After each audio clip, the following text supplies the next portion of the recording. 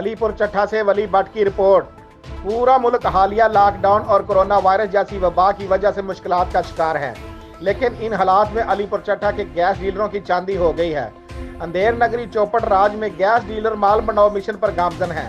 सफेद पोश तो बिल्कुल खुलकर सामने आ गए हैं, लेकिन गरीब आदमी तो बेचारा पिस कर रह गया है। गैस डीलरों को इन हालात का अंदाजा होने के बावजूद हठ धर्मी और मनमाने रेट को अपना मजहबी फरीजा समझकर पूरा कर रहे हैं।